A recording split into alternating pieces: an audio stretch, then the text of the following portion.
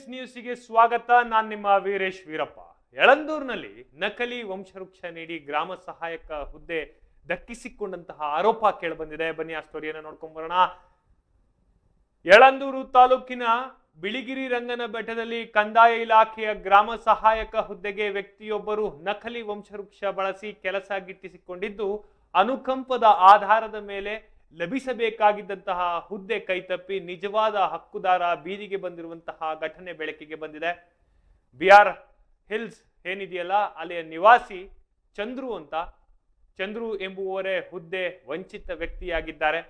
ಗ್ರಾಮ ಸಹಾಯಕರಾಗಿದ್ದಂತಹ ಚಂದ್ರು ಅವರ ತಂದೆ ನಾರಾಯಣ ನಾಯಕ ಅವರು 2010ರಲ್ಲಿ ಸೇವಾ ಅವಧಿಯಲ್ಲಿಯೇ ಮೃತಪಟ್ಟಿದ್ರು. ಆದರೆ ಇವರ ಸಂಬಂಧಿ ಪಿ ಸಿದ್ದರಾಜು ಎಂಬುವವರು ಈ ಹುದ್ದೆಗೆ ನೇಮಿಸಿಕೊಳ್ಳಲಾಗಿತ್ತು. ಅಂದ್ರೆ ಬೇರೆ ಯಾರೋ ಅದೇ ಕುಟುಂಬದವರಾಗಿದ್ರು ಬೇರೆಯವರನ್ನ ಪಿ ಸಿದ್ದರಾಜು ಅನ್ನೋರನ್ನ ಈ ಹುದ್ದೆಗೆ ನೇಮಿಸಿಕೊಳ್ಳಲಾಗಿತ್ತು. ಇದನ್ನ ಚಂದ್ರ ಉಪವಿಭಾಗಾಧಿಕಾರಿಗಳಾದಂತಹ ಅಂದ್ರೆ ಎಸಿ ಕೋರ್ಟ್ನಲ್ಲಿ ಪ್ರಶ್ನಿಸಿದ್ರು.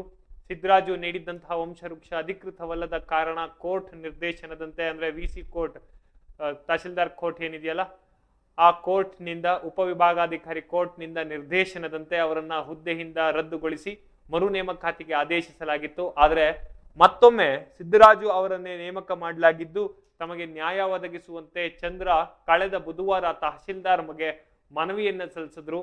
ತಾವು ಬಡತನದಲ್ಲಿ ಇದ್ದು ಬೆಟ್ಟದಲ್ಲಿ ಧೂಪ ಮಾರಿ ಜೀವನ ನಡೆಸ್ತಾ ಇರೋದ್ರಿಂದಾಗಿ ತಮಗೆ ಈ ಹುದ್ದೆ ಸಿಗದಿದ್ದರೆ ಆತ್ಮಹತ್ಯೆ ಮಾಡಿಕೊಳ್ಳುವುದಾಗಿ ಕೂಡ ಚಂದ್ರು ಹಾಗೂ ಅವರ ಪತ್ನಿ ಮಹದೇವಮ್ಮ ಅಳಲು ತೋಡಿಕೊಂಡಿದ್ರು. ಈ ಬಗ್ಗೆ ಪ್ರತಿಕ್ರಿಯಿಸಿರುವಂತಹ ಯಳಂದೂರು ತಹಶೀಲ್ದಾರ್ SL ನಯನ ಹೊಸದಾಗಿ ಅರ್ಜಿ ಕರೆದಾಗ ಪಿ ಸಿದ್ದರಾಜು ಮಾತ್ರ ಅರ್ಜಿ ಸಲ್ಲಿಸಿದ್ದರು.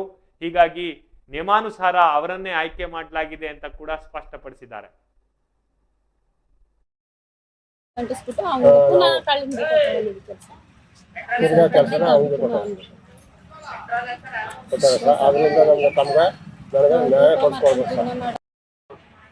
ನಾವು ವಾಸಾಗಿರೋದು ಬಿಳಿಗಿರಿ ಬೆಟ್ಟ ಅರ್ಪಿಗದ್ದೆ ಕಾಲೋನಿಲಿ.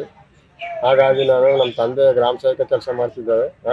ನಮ್ಮ ತಂದೆ 2010 ತೀರ್ಕೊಂಡ್ರು. ತೀರ್ಕೊಂಡ ನಂತರ ನಮ್ಗೆ ಗಮನಕ್ಕೆ ಬರದೆ ಪಾಂಡುರಂಗ ವಿಕ್ರಮ ಸಿದ್ದರಾಜನ್ನ ತಕೊಂಡು ಅದು ಸುಳ್ಳು ವಂಶವೃಕ್ಷ ಕೊಟ್ಟು ತಕೊಂಡಾಗ ನನಗೆ ಗಮನಕ್ಕೆ ಬಂದಾಗ ನಾನು ಎಸಿ ಕೊಟ್ಟು ತೀರ್ಮಾನ ತಕೊಂಡು ಅಲ್ಲಿ 3 ವರ್ಷ 4 ವರ್ಷ ನಾನು ಕೋರ್ಟ್ ತೀರ್ಮಾನ ತಕೊಂಡು ವಿಚಾರಣೆಯೆಲ್ಲ ಆದಂತ ಅವನ್ನ ರದ್ದು ಮಾಡಿ ತಾಲೂಕು ಆಫೀಸ್ ಕಳಿಸಿದ್ರು. ತಾಲೂಕು ಆಫೀಸ್ ಕಳಿಸಿದ್ಮೇಲೆ ನನಗೆ ಗೊತ್ತಿದ್ದಂಗೆ ನಾನು ನೋಟಿಸ್ ಬೋರ್ಡ್ಗೆ ಹಾಕಿದ್ದೀನಿ ಅಂತ ಹೇಳ್ಬಿಟ್ಟು ನಮಗೆ ಗೊತ್ತಿದ್ದಂಗೆ ನನಗೆ ಅನ್ಯಾಯ ಮಾಡಿ